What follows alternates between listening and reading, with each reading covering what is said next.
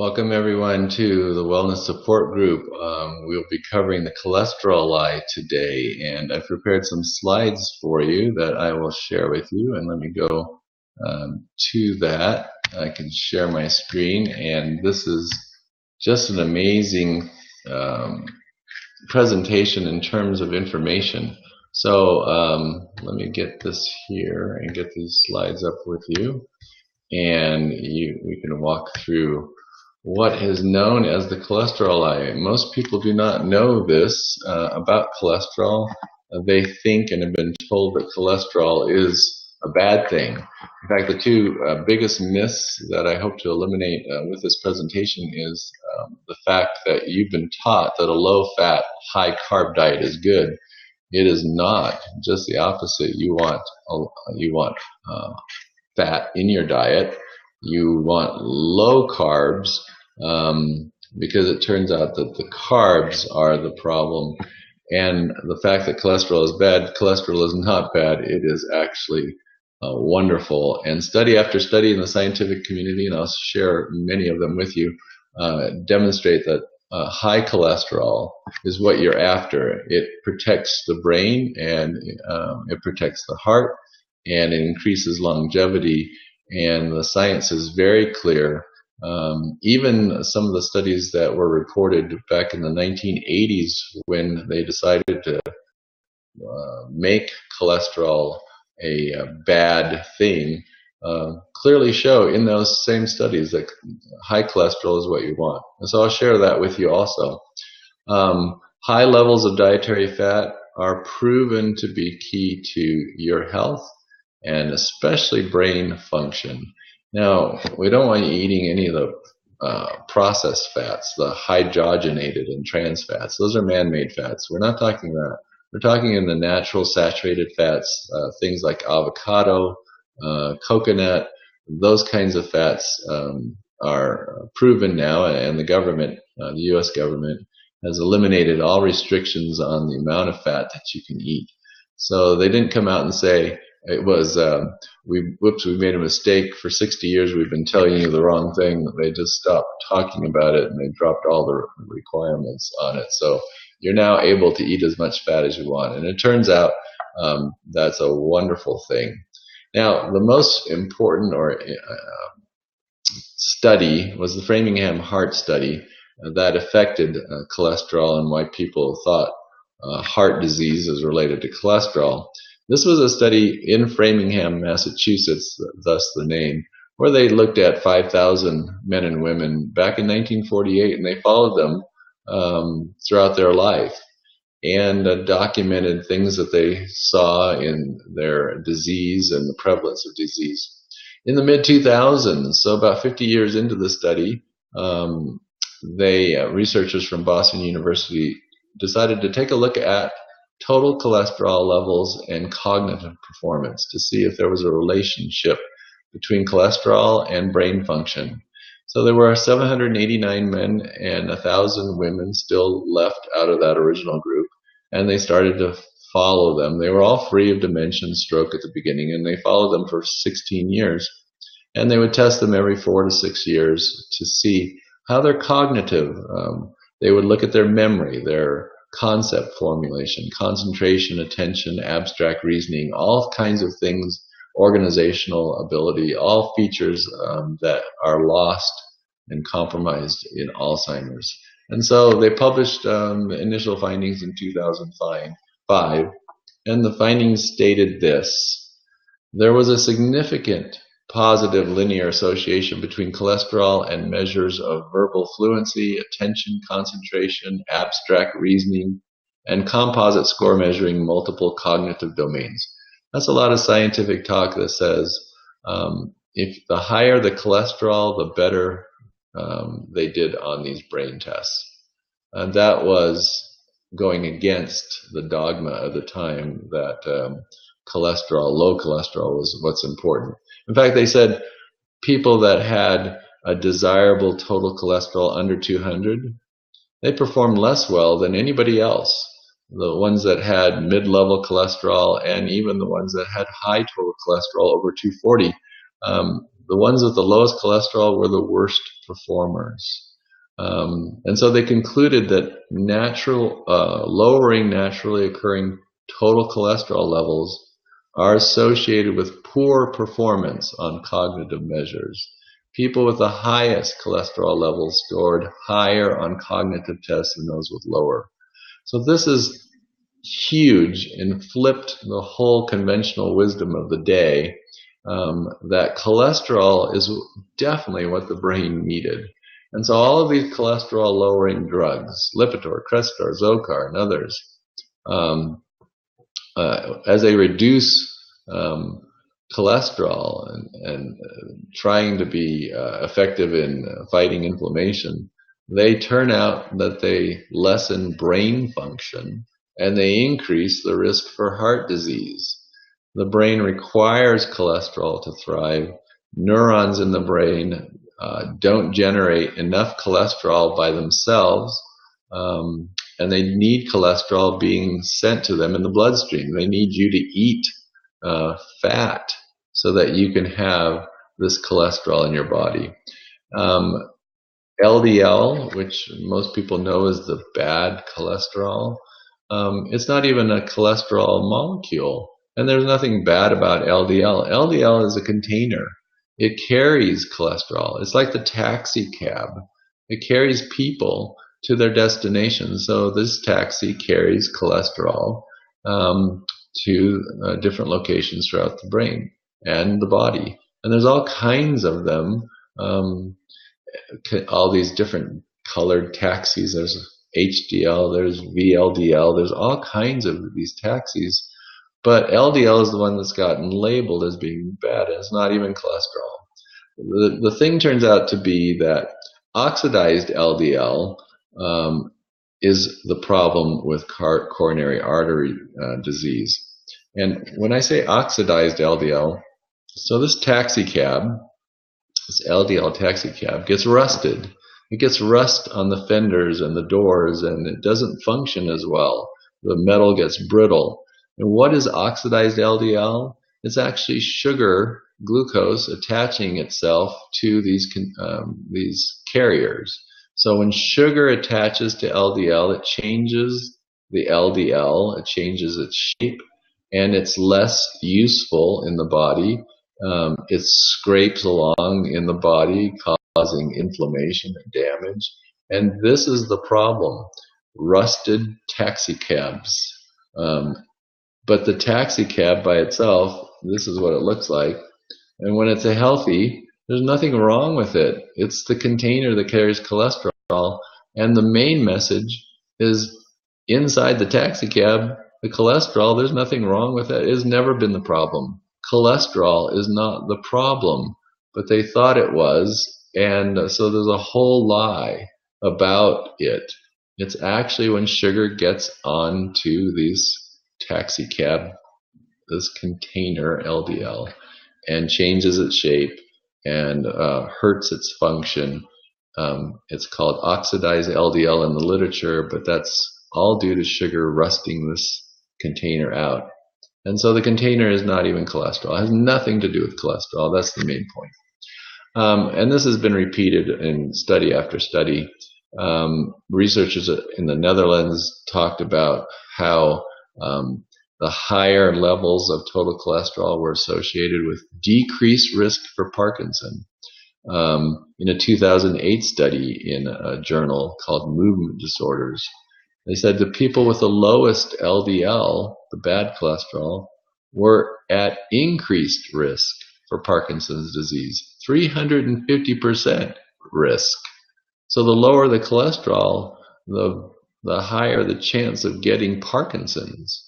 You don't want low cholesterol. And for 60 years, we've been beating this drum, and it was the wrong drum to be beating. And again, over and over, studies have come out and shown that low cholesterol is not healthy for your body. Dr. George Mann, who was one of the researchers from that Framingham heart study, said this. He said the diet heart hypothesis that suggests that a high intake of fat or cholesterol causes heart disease has been repeatedly shown to be wrong. And he says it's for complicated reasons of pride, profit, and prejudice that this hypothesis continues to be exploited by scientists, fundraising enterprises, food companies, and even the government. The public is being deceived by the greatest health scam of the century. There was a study in the Lancet from the Netherlands, 724 elderly individuals. They found that every time total cholesterol increased by 39 points, the risk of dying decreased by 15%. That's remarkable. 39-point increase in cholesterol. The higher your cholesterol, you continue to lower your risk of death. Clearly, the message that we've been getting has been utterly wrong. In this particular study, they said there's absolutely no difference in the risk of dying from coronary heart disease between high or low cholesterol. Cholesterol levels have nothing to do with coronary artery disease. And that's what we reported for 10 years, that's true. It's not cholesterol. And what's interesting is that cholesterol has nothing to do with heart disease, but the higher the cholesterol, the safer you are, the more protected you are. Mortality from cancer and infection is significantly lower among the participants that have the highest total cholesterol. So you want to reduce cancer, you want to reduce your chances of disease, you want the highest cholesterol you can get. You want cholesterol to be high, you do not want it to be low. High cholesterol extends your life. In 2010, in the American Journal of Clinical Nutrition, it said the intake of saturated fat was not associated with an increased risk of coronary heart disease, stroke, or cardiovascular disease. In fact, the actual risk for coronary heart disease was 19% lower in the group consuming the highest amount of saturated fat. Again, over and over do you hear this in study after study after study. The higher the cholesterol, the lower the chance for brain issues, heart issues, cancer. The authors of this particular study said it's a publication bias. They said when other studies presented findings that fat causes heart disease, they were more likely to get published because they're more attractive to Big Pharma. Big Pharma has the drugs, statin drugs, that lower cholesterol. It's a $30 billion industry. So they are only going to publish the studies that give some kind of hint that fat causes heart disease. And these other studies never see the light of day.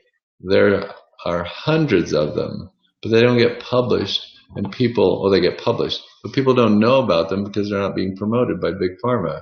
They've got the big advertising dollars. So what you see on TV is what Big Pharma wants you to see, and they don't want you to see this story because they have a drug to sell. Michael Gurr said, whatever causes coronary heart disease, it is not high intake of saturated fatty acids. So again, you have to get into the science arena in order to find all these things, but they're all over the place. He said there hasn't been a published study in the last 30 years that has unequivocally supported the lipid hypothesis, which means there has been no study in the last 30 years that says low cholesterol is a problem, that fat hurts you. Not one. In 1968, there was a study by, it's called the International Atherosclerosis Project. 22,000 corpses were looked at from 14 different nations. So there were all these autopsies, and autopsies are the best way to find out the truth. And what they found out was it didn't matter whether people ate large amounts of fatty animal products or were vegetarian. The prevalence of arterial plaque, calcified plaque, was the same in all parts of the world. And so eating saturated fat does not cause heart disease. So the question was, well, what is causing it? What is causing it? Because it didn't matter whether you're vegetarian or you ate a lot of animal product. You had the same amount of plaque and heart disease around the world. So where's it coming from? Well, they concluded that it turns out that the inflammatory cycle in the brain is responsible in the heart too, that grains and carbs set the brain on fire by surging blood sugar, and that's what undergirds heart disease. So it was carbohydrate, it's wheat, modern wheat, the amount of sugar that it converts to and the encouragement time and the plentifulness of it in the stores is what's causing this inflammation and heart and brain disease. It was never the fat, never. In 1992, the US government endorsed a high-carb, low-fat diet. And of course, the American Heart Association and the American Diabetes Association followed suit. In 1994, the American Diabetes Association told the public Americans should consume 60 to 70% of their calories from carbohydrates. Wow. Well, what happened? Diabetes exploded. Diabetes doubled from 1997 to 2007. So for the next decade, we doubled the amount of diabetics. And becoming diabetic doubles your risk of Alzheimer's. In fact, they call Alzheimer's now type 3 diabetes. Because the linkage there is so clear. It's the sugar. You hurt your brain in huge amounts. Not only do you hurt the brain function, you actually shrink the brain's memory center. You shrink your brain by eating this amount of carbohydrate. In Japan in 2011, they reported, the Japanese researchers said people with diabetes are twice as likely as anybody else to develop Alzheimer's within 15 years. Twice as likely. It doubles the risk. Carbohydrates, not dietary fat, are the primary cause of weight gain. If people who try to lose weight, they know this. You cannot eat a high-carb diet and lose weight. Think about farmers who fatten up their animals. They don't fatten them up with protein and fat. They feed them grain. They feed them corn. That's how you fatten animals up. You give them corn. And so it's carbohydrates that do that. In fact, they take grass-fed beef in the last 3 months. Many of them will give them corn to fatten them up because they make more money. They weigh more, they're heavier, and it doesn't matter if they're unhealthy. They're not meant to eat corn. They're actually meant to eat grass. But it's rewarding financially. So the whole industry is built around it. Now, again, these containers of cholesterol, the carriers, are the taxi cabs. There's all kinds of them. I mentioned HDL and LDL. There's VLDL and intermediate. There's all kinds of taxi cabs running around carrying cholesterol and fats throughout your body. So the brain actually is only 2% of the body's mass, but it contains 25% of the total cholesterol. 1/5 of the brain by weight is cholesterol. 1/5 of the brain is cholesterol. Can you see why no fat, low fat, and statin drugs that lower cholesterol would be result in an epidemic of dementia, Alzheimer's, poor brain function? My goodness, it just seems obvious. But that's what we've done and what we believe. Another interesting fact with cholesterol, when you get a cholesterol test, a blood test, the number that you get, that they give you, 75 to 80% of it comes from what your body makes. It's not what you've eaten. It has nothing to do with how you eat. You can't even affect it. It's cholesterol is such an important fuel in the body that virtually every cell within your body creates cholesterol. So the number that you get, you can't affect it by directly really with what you're eating, is I guess what I'm trying to say is um, it just is created. It's what your body creates. Your body makes cholesterol. So they tell you to change your diet and do whatever, but it actually turns out that all their instructions are really poor. It says foods that are high in cholesterol. So when you eat a lot of cholesterol, makes, the body has a decrease in production of cholesterol. It doesn't have to make as much. So when you eat a lot, you actually lower the body's production. When you don't eat so much, the body has to ramp up because it actually needs cholesterol. We make 2,000 grams of cholesterol every day. Your body desperately needs it, but it wants to get it from dietary sources because it doesn't have to want to work so hard to make it. If you give it in your diet, it lowers the body's job of having to create it. So the body is there trying to live and protect you despite what you do to it, even when you believe incorrect theories and hypotheses, is what we've had for the last 60 years. Now, another game they play is they change the level of what constitutes high cholesterol. 30 years ago, you had to have a score of 240 and be overweight and smoking. In 1984, they decided, we're going to make it 200. And now today, it's down to 180. So do you see that the level keeps going down? Now, what does that allow you to do? Well, it allows you to prescribe statin drugs at a much lower level, and it becomes much more profitable because you now have more people with, quote, high cholesterol. But the public didn't realize they changed the level. And there was a reason they did that. And a lot of it was financial. Now, if you've had a heart attack, you get put in a totally different category. It doesn't matter what cholesterol level you are. Now, what's interesting is 75% of the people who have a heart attack have good cholesterol. So it's not the cholesterol, it's a very poor marker or indicator of problems with heart disease. But regardless, they're going to put you on a statin drug if you've had one, which is the worst thing they can do. Dr. Perlmutter says, here are the 4 risk factors for Alzheimer's. Do you have chronic high blood sugar level? You don't have to be diabetic. You just have to have blood sugar levels on the high end. That will put you at risk for Alzheimer's. If you've eaten too much carbohydrate throughout your life, you've affected your brain over the entire your life. If you've opted for that low-fat, no-fat diet that minimizes cholesterol, you are at risk. And if you've had undiagnosed sensitivity to gluten,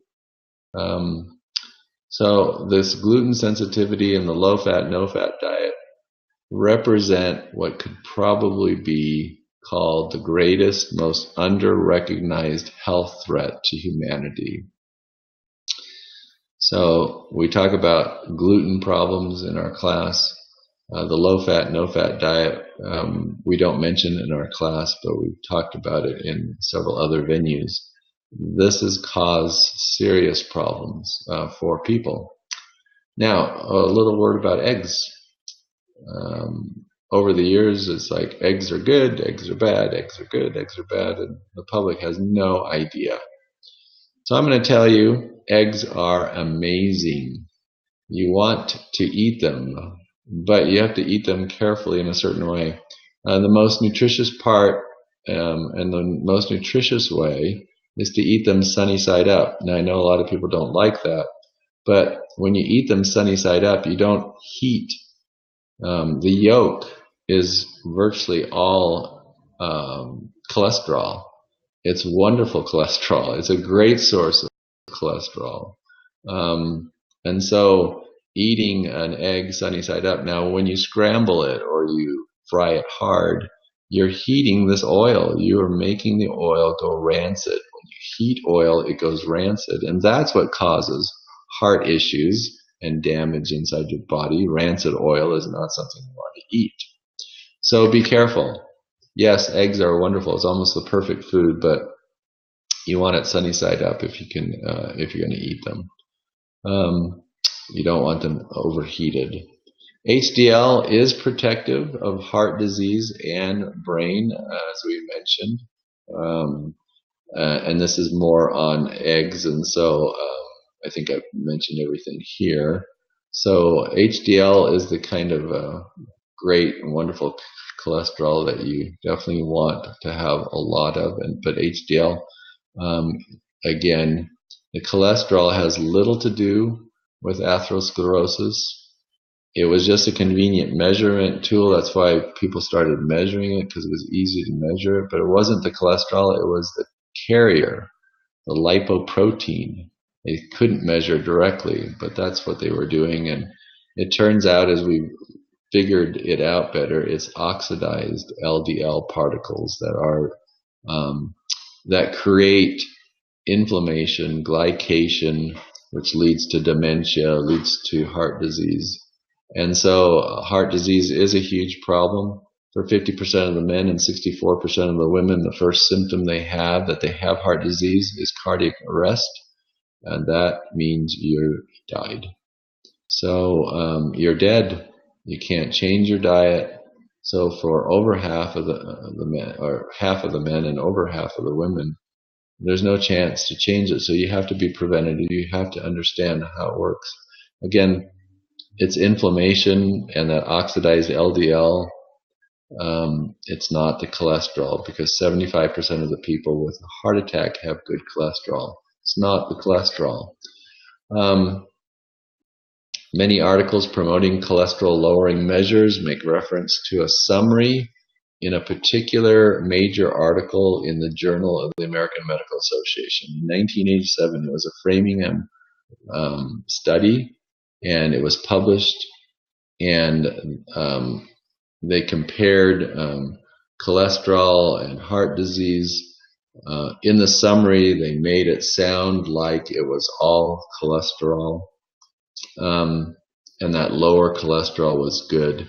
But if you read the actual article, which doctors seldom do, they just read the summary, you'll find that in the text, several things.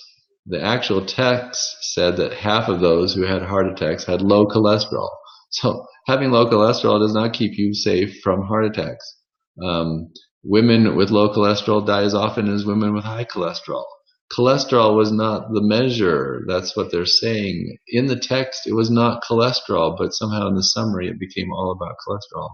And in the text, it said men 48 to 57 with cholesterol levels that were very low, 183 to 222, they die more often than those men who were in the high levels, 222 to 261. So decreasing your cholesterol increases your risk of dying. It's all over in that study. And I'm going to show you this next statement, which is huge in the body of the text. This statement, which never made it into the summary, it said for every 1 milligram drop of cholesterol, there's an 11% increase in coronary and total mortality. You drop your cholesterol, you increase your chances of heart disease and other disease, cancer, you name it. That never made it into the summary. And so because of that, the summary was written in such a way to give a false impression. And so statin drugs became the thing, cholesterol, lowering cholesterol became the thing, in spite of all the science over and over. And even in that very article, and this was the article, and that was the statement. It was all over it, but nobody read it because nobody reads the entire study. They just read the summary because it's easier. So there are study after study published, more on this page. Bottom line, dietary fat. The fats were maligned unfairly. fat does not make you fat. But for 60 years, that's the story that was told to the public. Fats can be made into triglycerides, but fat is not the key component. It actually, they went with fat because they knew triglycerides would get out of whack, and so they thought the fat was the problem. But it turns out it was carbohydrates, but they didn't realize that carbohydrates could make fat. So what this second to the last statement says, carbohydrates, which have no triglycerides, have a unique capacity to stimulate insulin production, which triggers fatty acid synthesis, which floods the body with triglycerides. So fats were maligned. It was carbohydrates that were doing it, but they didn't know how they were doing it. Well, they finally discovered the de novo lipogenesis, which just means how fat is created, the genesis of fat. And now we understand how the liver converts sugar into triglycerides, and that has revolutionized the world of nutrition. It is carbohydrates with their stimulation of high insulin levels that causes the accumulation of fat. So it's not fat that makes you fat, it's carbs. And especially healthy, modern, whole wheat grain. It's not the older wheat, the ancient wheat. The modern wheat that we eat all the time that dominates the food industry is anything but healthy. So we are bombarded in many, many, many ways. And so let me come back to you. There's so much information. I hope, even though that was a lot of sometimes scientific study references, that you get the idea that science is all over that it's not just my opinion, but it has been recorded. The scientists have seen it, but because of the influence of pharma, the influence of money for drugs to lower cholesterol with statin drugs, all of that pressure, the public was deceived. And they're still deceived, even though the government has had to reassess and remove the restrictions on fat. Yet there's been no campaign to tell the public about it. So it's just people slowly finding out the word that you don't see so much low fat, no fat in the dairy anymore. You still see it, but not as much, because when push comes to shove, the science shows that that's the worst thing you can eat. And so but the public again does not know. And your doctors don't always know. They get their education from pharmaceutical drug reps.